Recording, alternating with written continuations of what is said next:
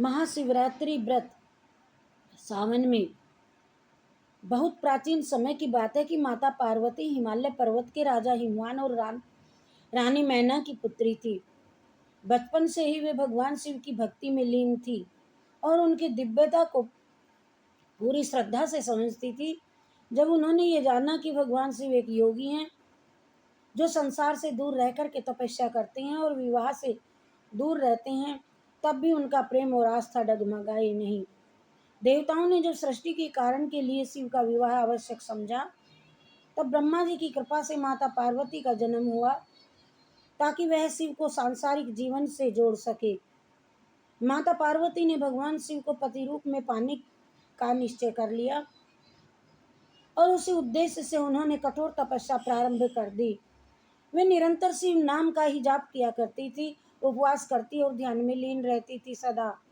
उस समय भगवान शिव जी भी गहन समाधि में लीन थे।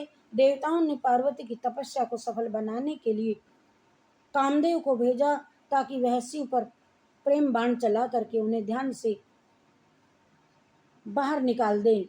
जब कामदेव ने प्रेम बाण चलाया तो शिव की समाधि भंग हो गई। वे क्रोधित हो उठे और अपनी तीसरी आंख से महादेव ने कामदेव को भस्म कर दिया। लेकिन माता पार्वती के तप और समर्पण ने शिव का हृदय स्पर्श किया।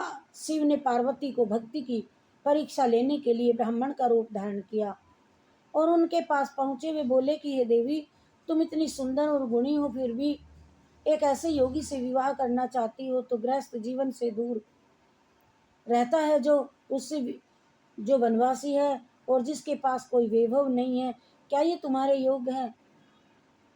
इस पर पार्वती ने विनम्रता से ब्राह्मण को उत्तर दिया कि शिव को उनके तेज, त्याग, संयम और आध्यात्मिक शक्ति के कारण चुना है मैंने, न ही उनकी बाहरी स्थिति या रूप देख करके।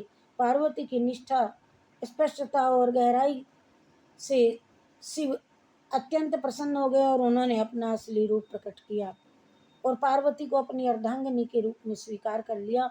इसके बाद भगवान शिव और माता पार्वती का विवाह अत्यंत भव्य रूप से संपन्न हुआ। इस दिव्य विवाह में सभी देवता, ऋषि, मुनि, गंधर्व और अप्सराएं शामिल हुए।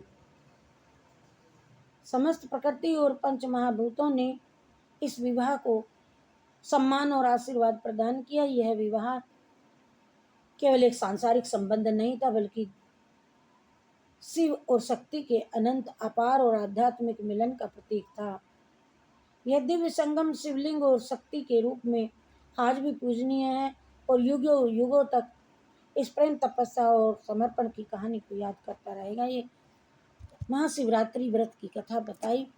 बोलो जय शिव शंकर भगवान की जय। हर हर महादेव, हर हर महादेव, हर हर महादेव शंभो। काशी विश्वनाथ गंगे।